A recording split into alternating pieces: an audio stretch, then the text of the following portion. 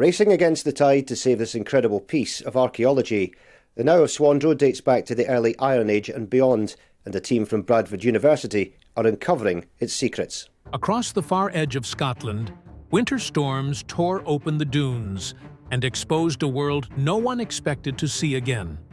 Stone walls, hearths, and tools emerged from the sand like a village waking after 4,000 years of sleep. What began as a routine coastal check became a window into daily life in the Bronze Age. This is the story of how wind and tide buried a community, and how the same forces brought it back to light. Frontier of prehistory. North of mainland Scotland, the Orkney Islands face the North Atlantic with low hills, tough grass, and relentless wind. Today they feel remote, but 5 millennia ago they were busy with farms, workshops, and stone homes. Orkney's Neolithic builders left great monuments, the village of Skara Brae and the Ring of Brodgar, before the Bronze Age arrived around 2000 BC. By then, people here were expert farmers, builders, and traders, creating one of the richest prehistoric landscapes in Britain. Bronze Age families lived close to the shore in strong, low stone houses sunk into the ground for shelter. They raised cattle, sheep, and pigs, fished the surrounding waters, and grew barley and wheat. Wooden plows, or ards, often tipped with stone ard points, turned the soil. Bronze tools and weapons appeared alongside long-used stone implements. Life was demanding but stable, tuned to land and sea. Yet the island's gifts came with risk. Orkney lies where storms reshape the coastline year after year. Winds lift sand from the beaches and drive it inland, slowly burying fields and walls. For generations, people saw dunes creep and retreat, sometimes revealing old bones or stones after a gale, then covering them again. The sand both preserves and destroys, a shifting blanket that hides stories until the next storm pulls them free. Archaeologists long suspected more lay beneath the surface. Homes, hearths, tools, sealed by centuries of drifting sand. The same coastal access that sustained ancient communities also left them exposed. As storms grew fierce and sand piled higher, settlements near the sea vanished under it. Even now, winter gusts can strip back a beach to expose pottery, walls, and tools, only for spring winds to bury them again. The land seems to breathe, revealing the past for a moment before concealing it once more. Lives under the dunes. About 4,000 years ago, Orkney's people lived in small farming clusters linked by sea routes. Their houses were carefully built from local stone, roofed with turf and driftwood, and warmed by a central hearth. Inside, spaces were arranged for cooking, storage, and work. Stone was everywhere and became the default material for tools and buildings. Archaeologists have found knives, hammerstones, mattocks, and ard points, sturdy, well-made tools shaped for daily tasks and built to last. Wood was scarce, so driftwood was prized. Small boats tied the islands together and supported trade with nearby communities, moving food, pottery, and ideas. Though remote, Orkney sat within a broader Bronze Age network that stretched across the British Isles. Their lives balanced survival with meaning. When a house was abandoned, people sometimes placed tools or personal items within its walls, closing deposits that marked the end of a home's life. Bundles of ard points and stone tools found in old floors suggest deliberate acts of farewell, gestures of respect for places that had sheltered families across generations. These were practical people who worked the land, but they also observed rituals that bound them to their homes and to the earth. When the wind turned, change came slowly. Storms intensified, and winds carried more sand inland. What began as thin layers on fields thickened into drifts, then high dunes. Families cleared doorways and uncovered walls after each gale, but the balance shifted. Dry sand smothered soils, grazing declined, and good farmland turned to dune. Sometime in the second millennium BC, the process peaked. Entire stretches of coast were buried. It wasn't a single disaster, but a long burial, layer upon layer, pressed down by time. When the last residents left, they likely thought they would return. Instead, the dunes stabilized and became part of the landscape. Beneath them, stone walls and hearths lay protected by the very sand that had ended their use. Over the centuries, the memory faded. Generations walked those beaches without guessing an intact settlement lay below. In the modern era, the pattern reversed.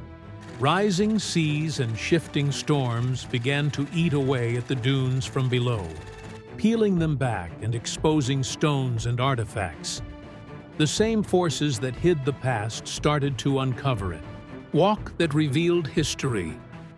By the 2000s, archaeologists were watching Orkney's coast with growing concern.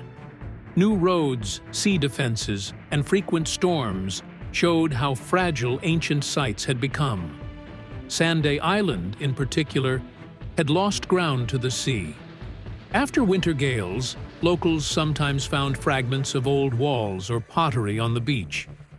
In December 2015, 4 archaeologists set out to check erosion at a Neolithic burial cairn at Tresnes on Sanday. Professor Jane Downs of the University of the Highlands and Islands, Professor Colin Richards of the University of Manchester, Professor Vicky Cummings of the University of Central Lancashire, and Christopher G. of ORCA, Orkney Research Centre for Archaeology. The weather was brutal: howling wind, stinging rain, poor visibility. But bad weather can reveal hidden layers. Near the shoreline, they noticed stones where none should be. Straight lines and right angles hinted at human construction. Brushing away sand exposed parts of walls. A short walk revealed more. Another wall, then another. Soon they realized they were looking at not one structure, but a chain of them.